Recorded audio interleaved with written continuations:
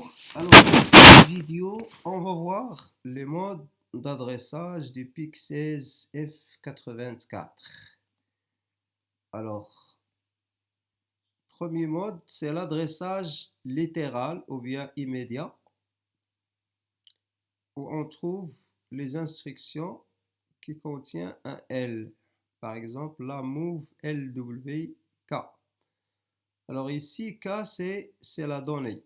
Donc la donnée à charger dans le registre de travail W. Par exemple, move LW55, c'est charger la valeur 55 dans W. Alors là, on a W qui contient FF. On va charger la valeur 55. Voilà. Donc ça, c'est l'adressage littéral. Il y a l'adressage direct. Donc dans l'adressage direct, on a l'adresse de la donnée. Donc ici, dans l'instruction, on a la donnée elle-même et là, on a l'adresse de la donnée. Par exemple, move F56W, c'est-à-dire charger le contenu de l'emplacement 56 dans W. Donc là, vous avez l'adresse 56 qui contient la donnée 20. Donc, qu'est-ce qu'on va charger dans W? C'est la valeur 20 dans W et non pas 56. Donc 56 ici, c'est l'adresse. Alors, il y a l'adressage indirect. Alors, l'adressage indirect, on l'utilise lorsqu'on veut, si vous voulez, traiter une zone mémoire très grande. Par exemple, là, on a la zone mémoire de 0C jusqu'à 3F. On veut l'effacer. On veut effacer ces données-là, c'est-à-dire les rendre égales à 0. Donc la dernière adresse, c'est 3F. Et la première, c'est 0C. Donc 3F moins 0C plus 1, ça donne 34 dans la base 16, ce qui nous donne 52 cases. C'est-à-dire, on va traiter tous ces cases-là avec seulement ces instructions-là. Alors pour cela, il faut utiliser ce qu'on appelle le registre d'adressage indirect qui est le FSR.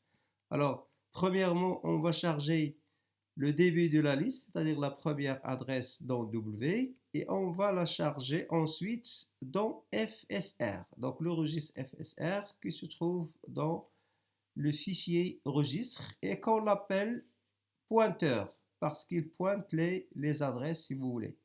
Donc premièrement, il va pointer l'adresse 0C et après, on passe pour effacer endf. Donc endf, c'est un registre fictif et qu'on travaille avec toujours lorsqu'on veut utiliser l'adressage indirect.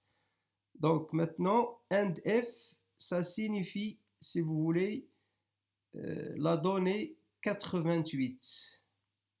D'accord? Donc, on va effacer la donnée pointée par FSR. Et puisque FSR contient 0C, donc on va effacer la donnée 88. Voilà. Alors, on a effacé la première case. Ensuite, on va incrémenter FSR.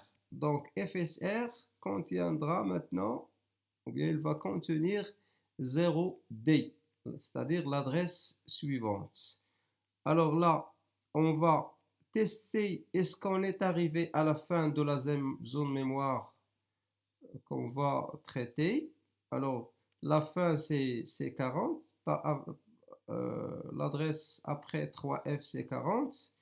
Et 40, c'est la seule adresse où on a le 6e bit égal à 1. Donc, on va exploiter ce bit-là pour, si vous voulez, voir est-ce qu'on est à la fin de la liste ou non. Donc, n'est pas égal à 1, n'est pas égal à 1. Donc, on ne va pas sauter et on va revenir à l'étiquette Next pour effacer endf.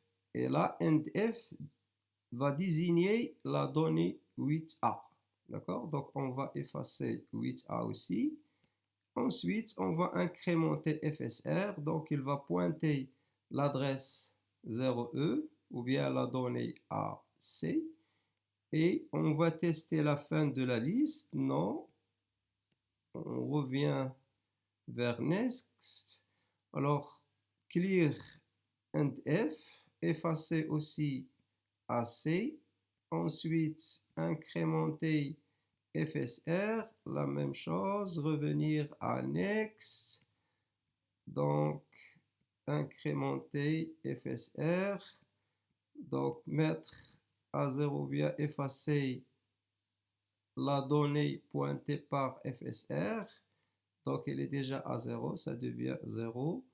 Incrémenter FSR, ainsi de suite. Donc là, jusqu'à la fin, 3F. Alors, on va tester. Le bit n'est pas encore égal à 1. Le bit 6 n'est pas encore égal à 1. On va effacer cette donnée aussi. Et on va incrémenter FSR. Maintenant, FSR égale à 40, ce qui fait le sixième bit est égal à 1. Alors, lors du test là, on va sauter cette instruction et comme ça, on a effacé toute la zone mémoire de 0C jusqu'à 3F. Voilà, donc ça, c'est l'adressage indirect.